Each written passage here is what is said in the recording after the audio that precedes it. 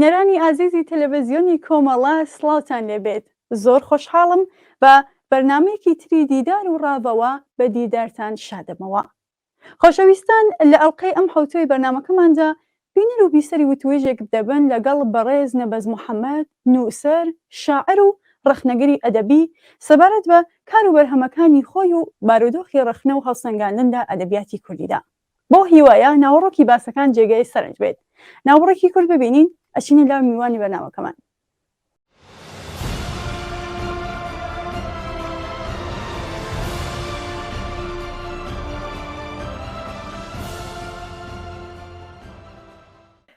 بەڵێ، زۆر سپاس بۆ ئێوە کە بینەرمانن. کاک نەبەزمان لەگەڵا. کاک نەبەز، سڵاوت لێبێت. زۆر سپاس کە بەشداری لەم بەرنامەیەدا. زۆر سپاس بۆ جەنابیشێ، بۆ هاوکارانت هاوڕیانت لە ستۆدیۆ ئامادەکاری بەرنامەکە. سڵاو ڕێز بۆ خۆتان و بیسەرانی تەلەڤیزیۆنەکەتان. هیوادارم کاتێکی باش و بەسوود بەیەکەوە بەسەر بەرین. زۆر سپاس. کاک نەبەز، بۆ دەستپێکی بەرنامەکەت کایە بە کورتی خۆت بۆ بینەرانی تەلەڤیزیۆنی کۆمەڵە بناسێنە. خۆی لە ڕاستیایەکێک لە کێشە فەلسەفیەکان بۆ ئینسانەوەیە کە بەڕاستی ئینسان دەتوانێت خۆی بناسێ، یان ئاسانە خۆی بناسێت تا خۆی بناسێنە بە خەڵک. بەرحاڵ بە واتە سادەکەی من بڵێم، وەکو هەر کەسێ ئایدنتیتی منەوەیە، ناوم نەبەز محەممەدە. لە ساڵی پێش 2000ەکانەوە شێعر نووسیوە، بەڵام لە ساڵی 2000 بەدواوە ناوەناوە لە گۆڤار و ڕۆژنامەکاندا شێعرم چاپ بۆ بڵاو بۆتەوە، وتار و ڕەخنەی سیاسی و ئەدەبیم نووسیوە جاروبار. نزیکی 10 کتێبێک نووسین و ئەو شتانم بەرهەم هەیە، بەڵام 4 لەو کتێبانە چاپبوون و بڵاو بوونەوە کە ئێوە هەندێکیانتان بینیوە. یەکێ لەو کتێبانە ئەزموونێکی شێعریە، ینی کۆمەڵە شێعرەشان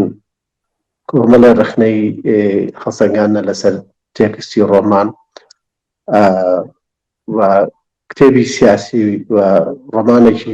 ڕۆمانێکی کوردیشم هەیە لەو بارەیەوە، ئەوانەی کە چاپ بوون بە کورتی ئەوەی کار بەرهەمەکانی منن. هەندێکشان تا ئێستا چاپ نەبوون لە باری ڕەخنەی سیاسی، هەم ڕەخنەی ئەدەبی و هەم کتێبی ئامادەم زیاتر لە 8 کتێب هەیە بۆ چاپ. بەڵێ، کاک نەبەز، با بڕۆینە سەر پرسیارەکانمان. جەنابتان وەک کەسێک کە گرنگی داوە بە لایەنی هەڵسەنگاندن و ڕەخنە لە بواری کاری ئەدەبیاتی کوردیدا، بارودۆخی ئەم ژانرە لە چه ئاستێکتا دەبینن؟ لە ڕاستیدا ئەدەبیاتی کوردی وەکو هەر بوارەکانی تری کای ژیانی کۆمەڵگەی ئێمە لە بواری سیاست و لە بواری کلتوری و فەرهەنگی و دەوڵەتداری و ئەمشانە جۆرێک لە ینی پەرش و بڵاوی ئەمەمان هەیە. ڕەخنەی کوردی، ئەدەبیاتی کوردی ئەدەبیاتێکی پەرش و بڵاوە. ڕەخنەشمان لە ئاستێکی با بڵێم وەکو پێویستان نییە لە ڕاستیە، ئەوەی هەیە کۆمەڵە هەوڵی تاکە کەسی و هەوڵی پەرش و بڵاون. من ناڵم ڕەخنەمان نییەوە لە ئاستی باشیشان نییە، ڕەخنەی باشیشمان هەیە، وەکو تێکستی باشمانە، ڕەخنەی باشیشمانەیە، بەڵام ئەم ڕەخنانە وەکو پێویست تیۆریزە نەکراون، وەکو پێویست کاری دەستە جەمعی نین، هەیە بەڵام بەکەمی لە ئاستی پێویستان نییە لە ڕاستیە. بەڵێ، کاک نەبەز، دەروونەخشی هەڵسەنگاندن و ڕەخنەی ئەدەبی تا چ ڕادەیەک گرنگە بۆ گەشە و بەرەو پێشدەبردننی ئەدەبیات لە کۆمەڵگا؟ لە ڕاستیدا نەک هەر کاری ئەدەبیات، لە هەر بوارێکی تر بگری، لە بواری فەلسەفە، فیکر، مێژوو، ئاین، هەر فەرهەنگ، لە هەر بوارێک بگریت، هەر بیر و باوەڕێک و فکرێکی ئایدۆلۆژیت هەبێ، ئەگەر ڕەخنە لە بەرامبەر یانی هاوتەری ڕەخنە حزوری نەبێت، ئەوە ئەو بیر و ئایدیا و فکرانە تووشی جۆرێک لە کۆنی و دووبارە بوونەوە و داڕزان و خراببوونە بن. ڕەخنە خزمەتێکی زۆر بە هەر کارێک ئەکاکە لە بەرامبەر ڕەخنەکە حزوریە. واتە ڕەخنەی ئەدەبی ئەتوانێت خزمەتێکی گەورە بە ئەدەب خۆی کە، ئەتوانێت ئەدەب بە خۆی بناسێنێتەوە کە ئەو لە چ ئاستێکایە، کێشەکانی کامانن، ئاستەنگەکانی کامانن، بەرەپێشچوونەکانی کامانن، ئەو نقطە جدیانەی کە هەیە دەستنیشانی بکەوە بۆ ئەوەی کە کاری لەسەر بکرێ. ڕەخنە ئەتوانێت زۆر شت بکات لە بواری ئەدەبیاتە وەکو چۆن مەسەڵەن بۆ نمونە چەقۆیەک ئەگەر نەیسووی تیژە بێ و تیژ نابێتتر کولە بێ و کاری پێ ناکرێ ینی لە بەکەڵک نایە داسێک دەمەزەر نەکرێتەوە بیراز نەکرێ بەکەڵک نایە ئەدەبیاتیش ئەگەر ڕەخنە هاوتەریب لەگەڵ یا کار نەکاتوە تەتەڵەو هەڵسەنگاندن بۆ بابەتەکان نەکا شەلاقی خۆی نەوەشێنێ لە باشی و خراپەکانی ئەو کە ژاندرانە ئەوە وەکو پێویست بەرەو پێش ناڕوا کاری ئەدەبی چونکە ئەدەب ینی بەشێکی گەورەی ئەوەی کە وزەی ئەداتێت تاقی ئەداتێ ئەتوانێت بەرچاوی ئەدیبەکان و نووسەرەکان و شاعیرەکان شانۆکارەکان وێنە کێشەکان ئەمانە بەرچاویان ڕۆشن کاتەوە و ذهنێتیان فراوانکە کاری ڕخنەیە واتە ڕەخنە لە یەک کاتە بریتە لە هەڵسەنگاندن تەتەڵەکردن دەستنیشانکردنی لایانی زمانەوان و تیۆر و میتۆدەکانی ئەو کایە و دوای ئەوە ئەو مانا پەنهان و شتە نادیارانە هەڵەهێنجێکە لە دەقێکە هەیە لە تێکستێکایە واتە بەرهەمهێنانەوەی دەقا لە ناو دەق خۆیە بەرەو پێشبردننی دەقە جارێکی کرد زیندووکردنەوەی دەقە بۆ ئەوەی ئەمەوە مەژواکە دەقەکە لە پراوێزی و لە بابلن مردن بکەوێ بەکو بە زیندوێتی بمێنێتەوە بۆ ڕەخنە کاریگەری گەورەی لەسەر ئەدەب هەیە و بەبێ ڕەخنە هیچ ئەدەبیاتێک نییە پێش بکەوێت لە هیچ شوێنێکی دنیاە نە لە ئەوروپا نە لە وڵاتی پێشکەوتوانی دەوروبەریان هەر شوێنێکی دنیاە بەبێ ڕەخنە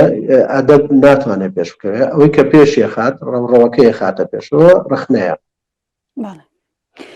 کاک نەبەز جەنابتان وەک نووسەر و ڕەخنەگرێک خۆتان زیاتر ئاوەتان لە کام ژانی ئەدەبی داوەتەوە و هەڵسەنگاندنتان بۆ کردووە؟ بەڵێ لە ڕاستیدا قورسە من خۆم بە ڕەخنەگر لە قەڵەم بدەم یعنی ئەوە ناوێکی گەورەیە لە ڕاستیە من هێشتاکە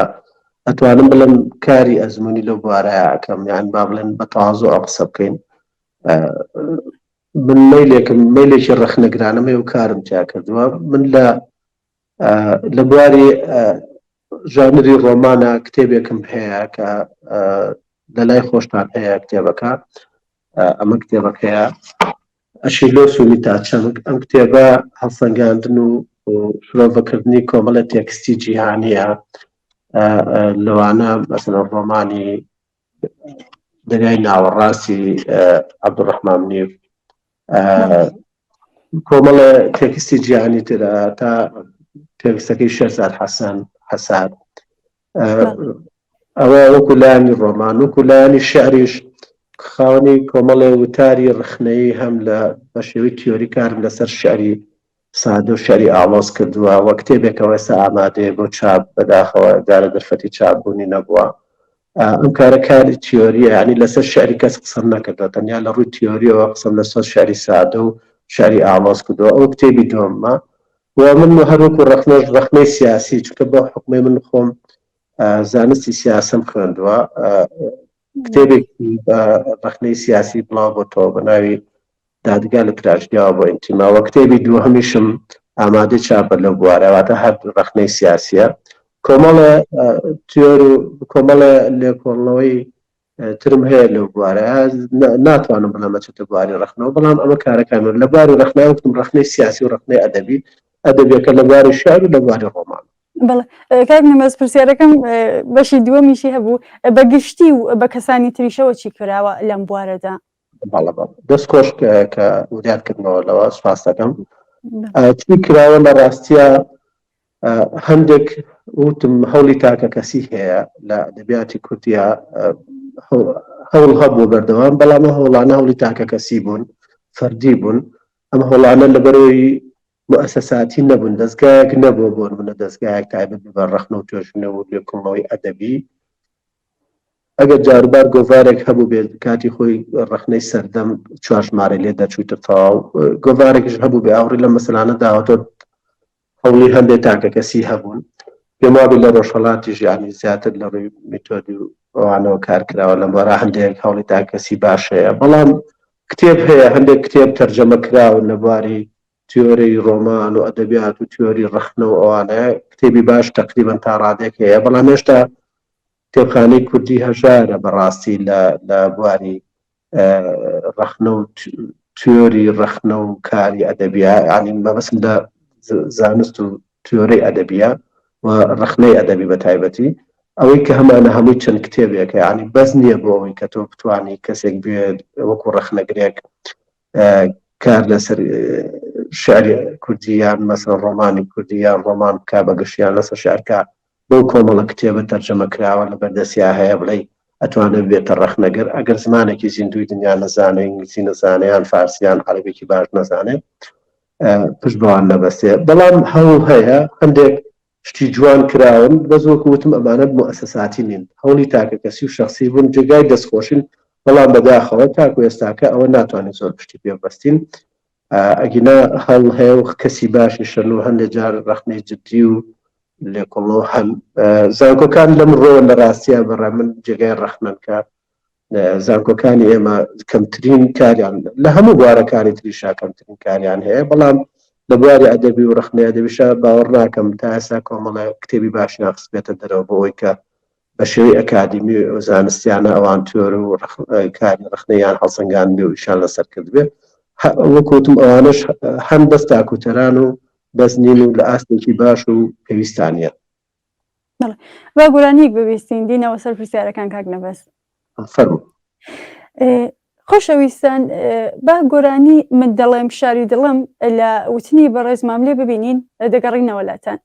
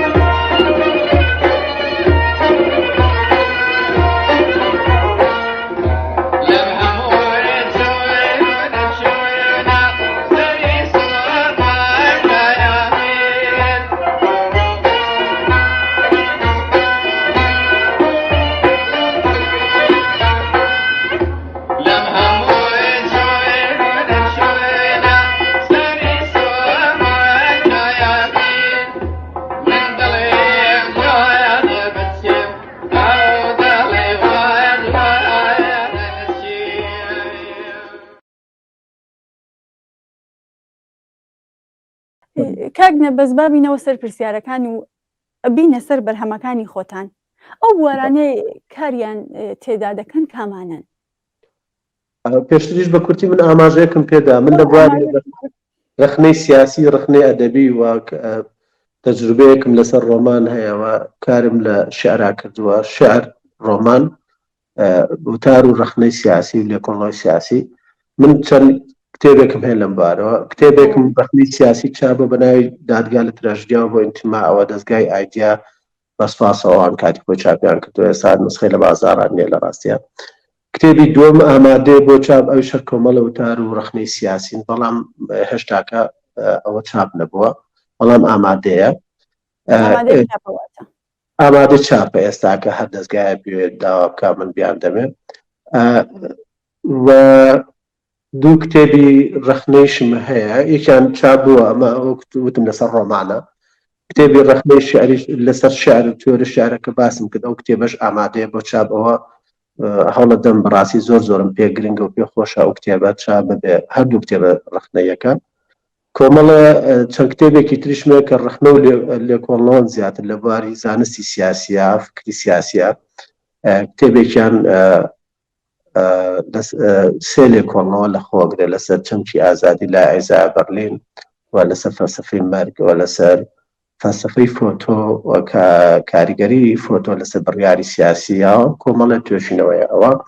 و لەسەر فەلسەفەی مۆزیکانی ئەوە کتێبێکیانە کتێبیشان لە بواری رەخنەی فکریە لە بواری فکری ئیسلامی سیاسیە لە ڕاستیە و چەند کتێبێکی کەشم هەر ئامادەیە بۆ چاپ یعنی زیاتر ئەوانەی کە ئاماژم پێدا ئەوەیە لە بواری رەخنەی سیاسی و فکری سیاسی و لەبا ئەدەبیات شعر و ڕۆمان و رەخنە دەستم بۆ بردو و خاوەنی ئەو دوو تێکسم کرد لە ڕاستیە جێی ڕەزامەندی هەندێک لە برادران وەکە بینیویان بەڵێ پرسیارەکەم نیش باوە پرسیارەکەم کەمە ئەلبەتە بەشێک لە نووسەران و هونەرمەندان پێیان وایە هۆنەر و ئەدەبیات و سیاست نابێ زۆر ئاوێتە یەک بن یان دەڵێن نابێ هۆنەر و ئەدەبیات ئەرکدار بکرێ ڕاجە ناوتان چییە؟ لە ڕاستیە من ڕای پێچەوانشم هەیە و ئەشتوانە بلێم ڕاستیشە تا ڕادێک ئەو قسانە یعنی بەشێکی ئەوەی کە لە بواری تیۆرەی ئەدەبیاتە کار دەکەن پیان وایە کە شعر نابێ بارگای کرێ بە فکر و فەلسەفە و سیاسەت ومانە شعرە و ئیتر ئیشی ئەو ئەدەبە و گێڕانەوەیان ڕۆمان خەریکی گێڕانەوەی و باس لە مەسلەی فۆرم و تەکنیک و ئەم جۆرە شتانە ئاکرێ و بۆیان مهم نییە مەعنا و ناوەڕۆک و تا ڕادێک شتانە ئەمە تا ڕادێ یعنی بەشێکی ئەم قسەیە ڕاستە ئەوەندەی کاڵی ئەدەب مەهامەکەی ئەدەبە بەڵام یعنی ئەبێ لە ڕووی تەکنیک و هونەری ئەدەبی و کاری ئەدەبی و زمان و لایانی ئەفسونی زمان و زمان باڵایی واتە ئەبێ ئەم کە ئەدەب لەمانە بەدەر نەبێ یعنی ئەمە نەکاتە قوربانی ئایدۆلۆژیان فکریان ئەوە بەڵام هیچ شعرێک لە ڕاستیە هیچ ڕۆمانێک هیچ کایەی شانۆیەک توزان تێکستێک نییە ینی دوور بێ لە فکرەوە دوور بێ لە کێشە سیاسی و کۆمەڵایەتەکانەوە بە من پێم وانە کەش ئەو کەسێک کە سیاست دەکات نابێ شاعر بێ ئەو کەسێک کە شیعر نووسێ دەبێت ڕقی لە سیاست بێ ئەوە ڕاست نییە لە ڕاستیا من پێچەوانەوە بیرەوە هەڵبەتە سیاست بە مانای زانستی سیاسی چکە سیاست دوجارۆ کایە کە زانستی دەوڵەتە دەوڵەتداریە زانستە بوو چۆن مەسەن کۆمەڵناسی زانستە بڵێن هەندەسە زانستە ماتماتیک زانستە سیاسەتیش زانستە زانستی کایی دەوڵەتداری بەڕێوەبردننی ژیانی کۆمەڵگایە ئەویش ئەوێ سیستەمێکدا بمەزرێنێ بۆ ئەوەی لانێکم زۆرترین عەدالەت جێبەجێ بێ زۆرترین داواکاری خەڵک جێبەجێ بێ تەنزیمی ملوانەکانی کۆمەلگا بکە شعر و ئەدەب و هەموو ئەمانش ئیش لەسەر ئیحساسی بەشەر عەقڵی بەشەر کێشەکانی برینەکانی کۆڵەواریەکانی ئاستەنگەکانی ئەماناکە هیچ ئەدەبێک نییە هیچ شعرێک نییە بڵێ دەرهاویشتەی ئەم کێشانە نەبێ ئەمانش بەسراونەتەوە بەکای سیستەمی کۆمەڵایەتی و سیستەمی سیاسی هەر جوگرافیا دەوڵەتێکەوە بۆیە ئەدەبیاتیش بۆ خۆی یعنی بە شێوە لە شێوەکان تێکەڵە بە سیاست مەسەڵەن تۆ شعرێک ئەنووسی شعرێک باسی پیاوێکی پیرەکەی باسی نەدارێکەکەی باسی هەژارێکەکەی تو باسی سیاستت کردووە یعنی تو بعد لە باشی ژیانێک باسی شکۆی ئینسانەکەی تو باسی سیاست دەکەی باز لە بەختەوەریەکەی باسی سیاست دەکەی باز لە دڵخۆشیەکانی ئینسانەکەی باز لە نەهامەتەکانی ئینسانەکەی لە کایەکی ئەدەبێت لە ڕۆمانە یان لە شەعرە ئەمانە پەیوەستن بە سیاستە لە ڕاستیە ناکرێت ئەمانە دابڕاون لە سیاست و لە زانستی سیاسی بەڵام ئەمە ڕاستە کە شعر و ئەدەب واتە ئێمە چۆن مەسەن جیاوازێکە لە چیایە ئێمە ناتوانین شاعرانە قسە لەسەر سیاست بکەین يعني چۆن ناتوانین بە زمانی ماتماتیک قسە لەسەر شعر بکەین يعني ئێمە ناتوانین بە زمانی شعر قسە لەسەر دەوڵەت و ئەمانە بکەین چۆن ناتوانین شاعرانە سیارە لێ بخوێن ئەگەر شاعرانە سیارە لێ بخوێن من حەز ناکەم بە جادەیەکا بڕۆم ماوە ڕێک بڕۆم حەزەکەم بەو داودار و جەختانەیە بڕۆم تووشی هەڵبێرە ئەکەوم نەفەرەکانی ژە کوشم خۆشم لە ناوە بم یعنی مەبەستم لە چیە ئەویش کایەکە زمانی خۆی هەیە چەند و میتۆدی خۆی هەیە بۆ هەڵسەنگاردن و بۆ قسەکردن لێ بەس بەداخەڵ وڵاتی ئێمە هەموو شانە تێکەڵ کراون شاعرانە قسە لەسەر سیاست دەکەن شاعرانە قسە لەسەر دەوڵەت دەکەن شاعرانە قسە لەسەر یاساکەن بۆ دوایەوە وەکو یاسا بۆ شاعر وەکو سیاسی قسە لەسەر ئەدەبەکەن ینی سیاسەکانی جیهانەیە شعر مەسەلەن ئەدەب ڕۆمان لە خزمەتی ئەوان نابێت ئەو پەیامانە بگەێنە کە ئایدۆلۆژیەکانی ئەوانە هەیە یعنی ئەمەش بە خۆی کێش هەیە بە کورتی ئەمانە تێکەون بێت بەڵام ئەبێ ئاهەرەکان ئاڕاستی خۆی و جیاوازیەکانی خۆی وەربگرێ و بە زمان و چەمکی خۆیەوە کاری خۆی بکات ئەو بۆ چون بڵێ بەڵێ کاک نەبەز ئشارەتان بە وتار و کتێبەکانی خۆتان کرد یەک پرسیار لێرە شعر لە ئەمڕۆدا هەندێک جار یان ئەوەندە ئاڵۆز و پڕهێما و سمبولیکە کە تێناگەیت یا ئەوەندە سادە و کرچووکاڵە کە بە زەحمەت دەتوانیت پێی بڵێیت شعر جەنابتان ئشارەتان پێکرد لەم بارەوە چەند وتارێکی جددی و تێوریتان هەیە دەکرێت زیاتر سەرنج و بۆچوونتان لەم بارەوە بۆ بینەرانمان باس بکەن وەڵا بە چاوان لە ڕاستیداوە پرسیارێکی جەوهەریە و پرسیارێکی جددی ئەمڕۆی شارە و کای شارە بە تایبەتی فعلا شعری ئەمڕۆ وای لێ هاتووە یان مەسەڵەن بە عقارێکا براوە بە دەردێک بووە یان بۆ بە قسەی هەلق و مەلق یان کۆمەڵێ قسەی ڕق و تەقە کەس تێناگا یانەوەتە ئەوەندە سادە و کرچووکاڵە هەستەکەی شعر نییە قسەی ڕۆژانەیە من بەڕاستیەکێک لە کێشەکانی من لە ناو دەستبردن بۆ شعر و ئەزمموی من لەگەڵ شعرە ئەمە بوو بۆیە من چەند وتارێکم لەو بوارەوە نووسیوە کە هیوادارم وەکو کتێب چاپ بێت باوەڕم وایە کە گەڕانەوە بۆ یەکەم شعری غەلیز یان شعری ئاڵۆز شعری پێچەڵ پێچ و شعری تەمەمژاوی بۆ خۆی بە ئاقارێکان ڕۆشتوو کە لە شعریەت دەرچووە یعنی بۆ ئەوەی ناشعرەتی خۆی لە پشت ئەمەوە شارێتەوە کە ئاڵۆزە لە ڕاستیە ناتوانین بە هەموو شارێکی ئاڵۆز بڵێن شعر چونکە دوجار ئەو شعرە ئاڵۆزانش ینی کە پەنابەنە بەر هێمبول و ڕەمز و هێما و ئەوانە بخوان ئەبێ ئەنجامێک مەبەستێک شتێک بم بەدەستەوە واتە شتێکەیە کە ئێمە پێڵین نازمانی شعر هەوڵدانە ئەگەر شعر هەوڵدامێ بۆ وتنی هەندێشت کە لە زمانی سادە و ئاساییە ناتوانانی بڵێ ئەوە ئەبێت تۆ دەرەقەتی هاتبی ئەو شتە نازمانانە بگوێزیتەوە بۆ ناو زمان خۆی کە خەڵک لێت بگا یان مانا مەبەستێک ئایدیاک بێ بەدەستەوە بۆ خوێنەر بەڵام ئەمە وای کردووە لەوەی خوێنەری زۆر لە شعری لە شعر بتۆرێ ئەم شعرە ئاڵۆز و شعرە غەلیزان و شعرە غەلیز و ئاڵۆزانە بە جۆرێک لاتۆ کە خەڵک لە ئەدەبیات لە شعر بە تایبەتی بتۆرە ئەوە پەیوەست نەبێ پێوە چکە لی تێناکە خەڵک ڕاستیە مەجبور نییە بێ چەندین کتێب خوێنێت و چەندین فێری ینی فەلسەفەی زمانەوانی و میتۆد و ئایدیای شعر و فەلسەفەی شعر و ئامانە بێ بۆی بێ لە تۆ تێبگا لە ڕاستیە خەڵک محکوم نییە بەمە مەجبور نییە بەمە لە بەرامبەر ئەمەیان لە هەموو سەردەمێکە شعری سادە هەبوو یان با بڵێن شعری ڕوون مەسەڵەن لە سادە ئەوەیە کە بە زمانی ڕوون و ئاشکرا قسەی خۆیەکە ئەمەشیان بە خۆی هەڵگری کۆمەڵە گرفتە تۆ لەم کایانە کە دەست بۆ شعرەبەی ئەبێ زۆر زۆر شاعر بی یعنی زۆر ئاگادار بی کە سادەیی و گەڕانەوە بۆ زمانی ڕۆژانەی خەڵک و بۆ شەقام و بۆ زمانی ڕەشۆک وا نەکات لەوەی کە شعرەکە ببێ بە ناشعر ببێ بە قسەی هەلق و مەلق قسەی سادەی ینی بێ ئیستاتیکا بێ ئایدیاوانە بۆی ئەمە شەر قورسە من لەنا ئەو تارانەیش نسەگرە چۆن تۆ توانی پێکوتەیەک بێت لەم شیعرە سادەیە وا بکەی کە نەبێ بە ناو شیعر چۆن بتوانین ئەم شیعرە سادە وا بکەین کە هەم شیعر بێ هەم خەڵک لێی تێبگا لە ڕاستیە ئەمە وتار ڕەنگە یەک بەرنامەی تایبەتی بێ بۆی من تۆ بتوانین قسە لەسەر مەکەین بەس بە کوردی من پێم وایە ئێمە ئەکرێ بە زمانێکی سادە شتەکان بڵێن بەڵام لە هەمان کاتا شعریەت لەدەست نەدەین واتە ئێمە زمان ئەو زمانی ڕۆژانەی ستانداردی ئامرازی خەڵک کە بەکاری هێنی تەسلیمی نەبین هەروەکو خۆی بەڵکو بیکن بە زمانی شعر بیکن بە زمانی ئەدەب کە ئیگوێژنەوە بۆ ناوزمان بەڵکو بابەتەکە بمان گێڕێتەوە بۆ ناو شەقام ئەو شتە سادا ئەو شتانەی کە ناو خەڵکە ئاسایی بوونەتەوە سادە بوونەتەوە سروشتی بوونەتەوە خەڵک بەلایەوە ئاساین تۆ جارێکی کە ئەم بابەتانە ئەتەقێنی تۆ وای لێکەی خەڵک سەرسام بێبین چۆن ئێمە تا ئێستا وا بیرمان کردەوە چۆن ئێمە تا ئێستا وا ڕوانیمانە وا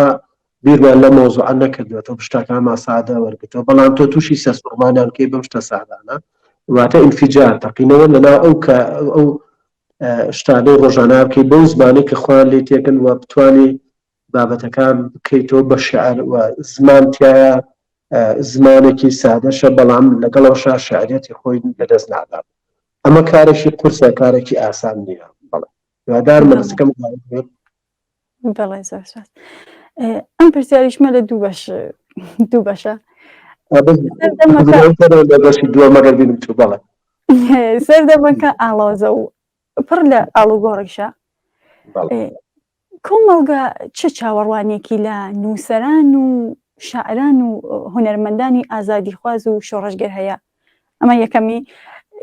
دومیشی یان بە واتایکی تر هەمووان بەرامبەر بە کۆمەڵگاکەیان چه ئەرکێکیان لەسەر شانە لە ڕاستیە ئەو پرسیارە زۆر قوڵە ئەو پرسیارێکە یعنی ئەتوانی بیکەی بە تەوەری بەرنامەیەک بەڵام ئەگەر ئێمە بکرێ ئەوە بەسەرپێیەوە بەپێی کاتی بەرنامەکە قسەی لەسەر بکەینەوەیە کە شاعران نووسەرەکان ئەدیبەکان زیاتر نخبەی کۆمەڵگان ئەو خەڵکانن کە لە باتی کۆمەلگا ئازارە کێشن لە باتی مناڵەکانی کۆمەلگا لە باتی دایکەکانی کۆمەلگا لە باتی دایکانی شەهید لە باتی هەمووان ئەمانیش لە معاناتان لە ئازاران واتە زیاتر ئەحساسی ترن و بیرکردنەوەیان لە پێشترە بۆیە ئەمانە ئەرکو پرسایەکی زیاتریان هەیە و بێگومان لە ڕووی مرۆڤیەوە هەمومان هەرێک لە تاکانی کۆمەلگای ئێمە ئەرکمان لەسەر شانە وەکو ئینسان بژین وەکو ئینسان بیر بکەینەوە بەڵام ئەوەی ئەرچی ئەمان قورستر ئەکا ئەوەیە کە ئەم لە ڕێگای ئەدەبەوە مەسەل کەسێک لە ڕێی مۆزیکەوە کەسێک لە ڕێی تابلۆیەکەوە کەسانێت لە ڕێی ڕۆمانێکەوە هەنێک لە ڕێی شعرەوە واکەم لە تاکەکانیان لە بەرامبەرەکەی یان ئەوێ بە تۆ بڵێ من تۆ ئینسان بە مرۆڤ بوون بەسە بۆ تۆ یعنی من واز لەوە بێنم کە من مثلا مسلمانم مەسیحیم فلان کوردە عەرەبە یان نازانم چییە هەژارە فەقیرە جیری من نییە یان ملحیدە هەشتێکی ئینسان بوون وەکو ئایدیایەک وەکو ئایدنتیتێک شناسێک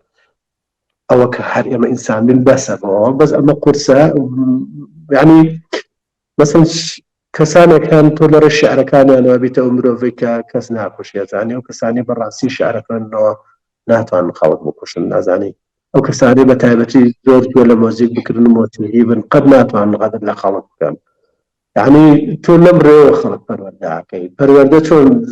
دەوڵەت وەزارەتێکی تایبەتە بە پەروەردە تۆ بەڵام لێرە لە ڕێی مۆزیکۆ لە ڕێی شیعرەوە لە ڕێی ڕۆمانەوە لە ڕێی خزمەتکردن یان و ڕژاندنی هەستە ئینسانیەکانی مرۆڤ و تاکەکانەوە واکەی لەوەی کە خۆشەویستی بەرهەم بێنیتەوە یەکسانی ڕێزگەتن لەوەی تر وە سنوورەکانی خۆت بزانی و گەورەی خۆتت لەبەر چاو بێ خۆ بچووک نەکەیتەوە بۆ هەنەشتی ماتی و تۆ وەکو ئینسانێکی باش لە کۆمەلگا خاوەنی یعنی ئایدیای خۆت بی خاوەنی هەڵوێستی خۆت بی خاوەنی خۆت بە بەرپرسیار بزانیت لە شانی ڕۆژانی خۆت تا لە بەرامبەر دەور بەرەکەتە ئەدەب ئەم کارە تیاکە شعرم کارەتیاکە هونەر مۆزیک هەموو ئەمانەم کارە لەسەر ئێماکەن بۆیە ئەم ئەرکانەیە وەکو ژیانی کۆمەڵایەتیش ئەرکەکان قورسترە جاری وایە لە کۆمەڵگەی کوردی کە هێشتاکە لە غیابی دەوڵەت هەیە کێشەی سیاسی هەیە کێشەی ئابووری هەیە کێشەی ئەوەی هەیە لە ڕاستیە ئەوە ڕۆشنبیرەکانن نووسەرەکانن شاعیرەکانن خەڵکە نخبەویەکانن کە یەکەم جار ڕوبەڕووی ئەوە بنەوە بەڵام من لەگەڵ ئەوە شام کە بەڕاستیەکەی ئێمە نابێ هەموو ئەمانە بەسپێرین بە خەڵکی بڵێنەوە ئایدی نخبێ و ئایدی نووسەر و هونەرمەند و شاعیرەکانن بەڵکو ئەوانیان بەشێک لە فەرهەنگی خەڵک بەشێک لە کولتوری خەڵک دەوڵەمەندەکان واتە ئەگەر شاعیرێک شعرێکی باش بنووسێ بۆ نمونە شێرکۆ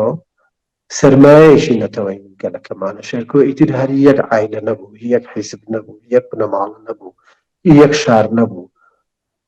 ئەدەبەکەی شعرەکانی بوون بە سەروەتێکی نیشتیمانی بۆ فەرهەنگی ئێمە یعنی ئەم کارەی کردووە مەسەڵەن زۆر لە نووسەرەکان سینەماکارێک دەتوانێت لە ڕێی فیلمێکەوە توانێت بەرهەمێکی گەورەی نەتەوەیی بۆ ئێمە دەستەبەر بکات شاعیرەکان ئەتوانن وا بکەن یعنی ئەمە بۆیە نووسەر و شاعیرەکان دەتوانن ڕۆڵی باشتر بچێڕن بەڵام ئێمە ناکرێ بڵێن ئەبێ ئەوان ئەرکدارکەین بەمە و هەموو ئەرکەکانی ژیانی کۆمەلگای ئەمە بسپێرین بەوان بەڵکو هەموو تاکێک لە بەرامبەر ژیانی خۆیان بەرپرسا لە بەرامبەر کێشە سیاسیەکانی کۆمەڵایەتەکانی کێشە فەرهەنگیەکانی زمانەکەی تاکە ئەمەوەمان لاتۆ زمانی کوردیەکەمان لە باشوور یعنی لاقا کرێزانانی ئەم زمانە وەکو بڵێ بە خاوەنە هەر کە ساڵ لەسێ دەستکاری ئەم زمانەکە تێکێدەن وشە پڕیان کردو لە وشەی بێکانە وشەی داتاشرا و زمانەوانی دنیا میدیاکانمان ڕۆڵێکی زۆر خراپ ئەگێڕن لەسەر زمان چی ئەگە لەسەر ئەمە قسەکە بێگومان نووسەرەکانن مامۆستاکانی زانکۆ لە پێشەوە بێ قسە بکەن ئەوانەی کە لە بواری زمانەوانیان هەر نابێ بڵێ شاعیرەکان نووسەرەکان ئێمە زانکۆمان بۆ چییە ئەی ئێمە پەروەردەمان بۆ چییە ئەی ئێمە ئەو دابوو دەستگا و ئەساسا وەزارەتی ڕۆشنبیریمان بۆ چییە وەزارەتی کشت و کاڵمان بۆ چییە ئەو وەزارەتانەی ترمان بۆ چییە یانلانی کەمەگەر لە بابلین ئێمە دەوڵەتێکی بەهێزمان لەبێ دەوڕۆ بەڵام خۆ زانکۆکانمان هەیە کابێ بە ڕۆڵی خۆیان هەڵبسن بەشی دومی پرسیارەکە وەڵا بیرم چۆن نەڕۆشتم بگورە بەشی دووەمەکەی شەر ئەوە بوو کە کۆمەڵگا چ شاوەڕوانێکی لە نووسەران و ئەدیبان هەیە کە ئشارەتان باز تۆزە ئشارەتان پێ کرد گەر پێتان خۆشە ئشارەیەکی پێ بکەن وەڵای کۆمەلگان لە ڕاستیە لە کۆمەلگەی کوردیە لە ڕابردووە هەمیشە شاعیرەکان و نووسەرەکان پێشڕەوی خەڵک بوون مامۆستایانی ئاینی و ڕۆشنبیرەکانی کۆمەلگا تەڵە مامۆستایانی ئاینی بوون ئەوانە حتا بابڵی خاوەنی بزوتنەوە شۆڕژگێڕەکانیش بوون ئەوان خەڵکیان ئاڕاستە کردووە یعنی هەمیشە چاوەڕوانیان لە شاعیر و نووسەر و ئەدیب و مامۆستایانی ئاینی و ئەوانە بووە بەڵام ئەمڕۆ لەوە دەرچووە بە دنیای مۆدێرن ئەو دنیای نییە دنیای مۆدێرن دنیای فەردانیەت و تاکەکانە بێت تاکەکان خۆیان وشیار بن خۆیان هەست بە بەرپرسیارەت و ئەرکەکانی خۆیان بکەن خۆیان هەستن بە ئەرچی خۆیان یعنی سیستەمێک ئەبێ ئێمە بێنە پێشەوە دابێنین کە ئیتر ئێمە نابێت چاوەڕێی مەسەلەن من بەڵام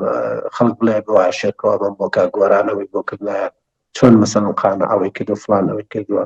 ئەو سەردەمە جواب بوون لەگەڵ ئێستا ئەوان ڕۆلی خۆیانیان گێڕا بەڵام ئێستا ڕۆڵەکە دابش بۆ ڕۆ ینی بۆ سەر سیستەمی ئەوەیە کە هەر تاکێک ئەبێ حزوری خۆی هەبێ ئەبێ وشاری بە وشاریەوە بشی و دنیای نەخوێنەواری ئەوانە نەماوە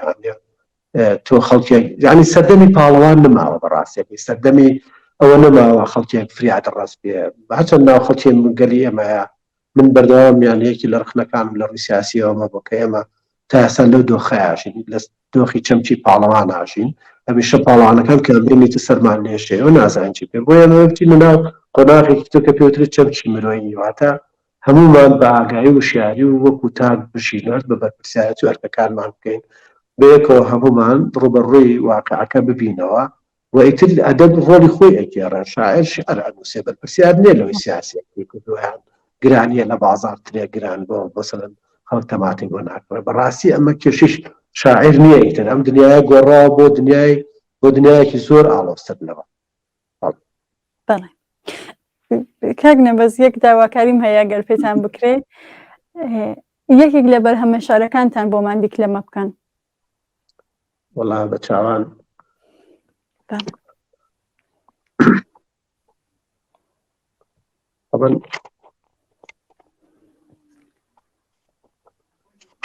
سڵی بە یەکێکە تاکە ناملکێکی شاری منە کە چاپەوە بڵاو بۆ تۆ تا ئێستاکە هەڵبەتە من دوو کۆمەڵە شاریکە دوو کتێبی شاری تر چاپنەکراون هەیە وام شارێ زیاتر ئەم ناملکێش زیاتر شاری کورتی لە خۆگرتووە. من پێم باش بوو ئەو شارە کورتانە ینی زیاتر لێرا بخوێنەوە. هیوادارم هەرچەندە بەڕاستی من دەم و سەدای باش نییە بۆ شار خوێندنەوە، بەڵام هیوادارم چاوی گوێگرانیەوە بێت بڕیەوە بێت. سپاسدانەکەین فەرموون. خوێنەوار لە کێزری تاریکێکی چڕەوە چەپۆکێکی دڕ بۆ سەرم دەهات، وامزانی پڵنگی بەتانیەکەیە پەلامار مەدات، نەمزانی بەبا عەجوولەکەیە دەم و چاومەڕنێ،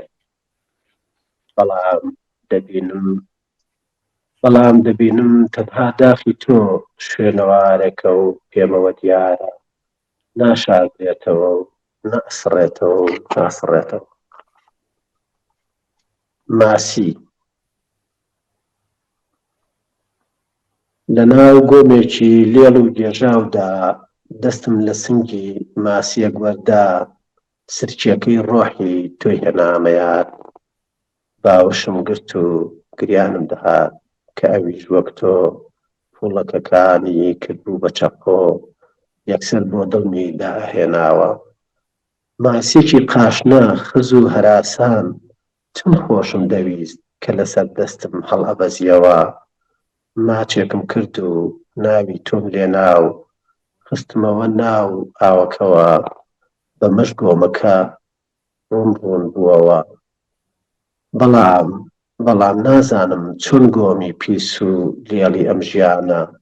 ڕوون بکەمەوە و تۆ بدۆزمەوە.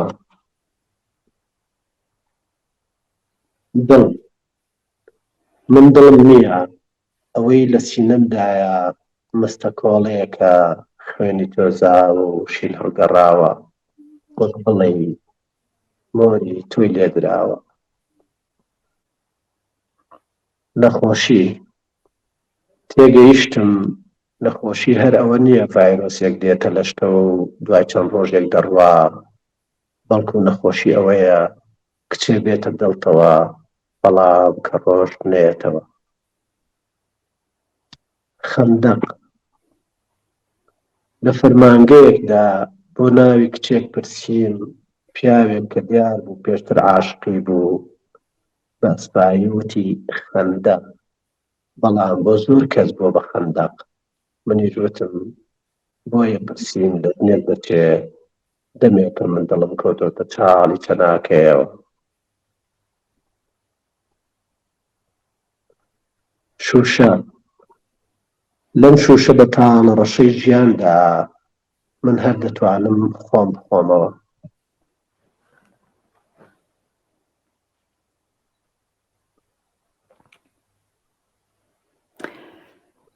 بەڵێ کاک نەبەز زۆر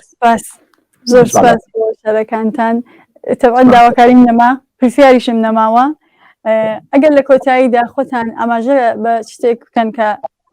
نەتان وتووە فەرموون. وەڵا دەست خۆش بێ. من سپاس بۆ بەرنامەکەتان، سپاس بۆ ئێوە ماندوو نەبن. هیوادارم نمونەی ئێوە زۆر بێکە ئاور لە نووسەران و ئەدیبان باتەوە، بە تایبەتی ئەوانەی لە بواری ڕخنە کار دەکەن. و بە کورتی دوا قسەی من ڕەنگە ئەوە بێ خوازیارم لەناو ئەدەب و شیعری کوردیا زۆرترین کار لەسەر ڕخنە و کاری ڕخنەگرانە، بەڵام بە شێوەی تیۆری و میتۆدی دوور لە کاری با بڵێن دەستە و گروپ و تاقمگەرایی و دوور لە ناحەزی و یانی ڕووخاندن و ئەوانە، بەڵکو بە شێوەیە کە ئیخلاسی بێ بۆ شیعر، مخلیسی بێ بۆ ئەدەب، بۆ وشە خۆی. من حەزەکەم ئەو نووسەرەی ئەو شاعیرەی کە ڕەنگە وەکو هاوڕێ زۆر هاوڕێم نەبێ ئەسڵەن تااقەتم لێ نەبێ ئەگەر دەقێکی باش بنووسێ من معجام پێی هەبێ حەزەکەم زۆرترین لاپەڕ لەسەر ئەو بنووسم ئەو بە هەر مەرحەبایم دەکا یعنی مەبەستم لەوەیە من هیچ کەسێک نییە لە ژیان ماوابێ بەڵام یعنی ڕقم لێ بێیان مەرحەبام نەبێ لەگەڵی ئاشتێکە بەس مەبەستم وەیە خۆزگا کاری ئەدەبی و فەرهەنگی ئێمە لە برادایەتی و لە گروپگەرایی و لە یەکتر شکاندن و لەوە دوورەکەوتەوە ئەڕۆژ پەرەی ئەگەر بۆچی بۆ ئیخلاسی مخلیصبوون بە وشە بە شعر بە ئەدەب خۆی بەکایی ڕخنەگری خۆی بە تیۆر و میتۆدەکان من زۆر زۆر سپاسی ئێوە ئەکەم هیوای سەرکەوتنتان بۆ خوازم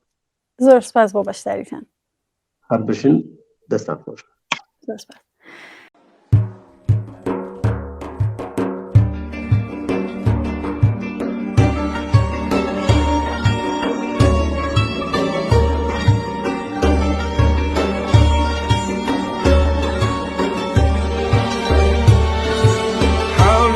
خاسە بە قوربانە مەکان دانەکێ چاوەڕێتم وەک هەمیشە قەولەکان دانەکێ پێکەنینێن وەک شەماڵە باغی دڵ ئاوانەکە ئەم بەهارە چۆن نەهاتی لێوەکان دانەکێ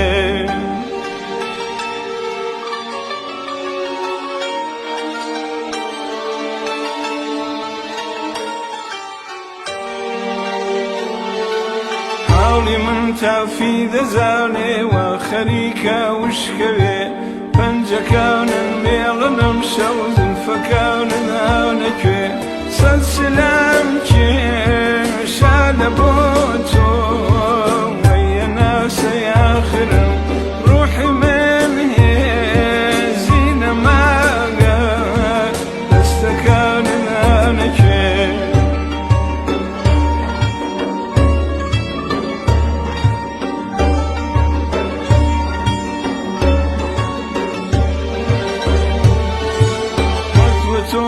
چاوەڕێمیتە لە غوربەت بێمەوە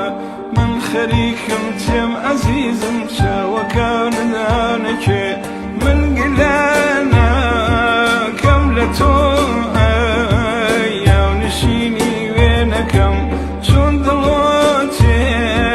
لێم نەپرسی شێرەکانت دانەکێ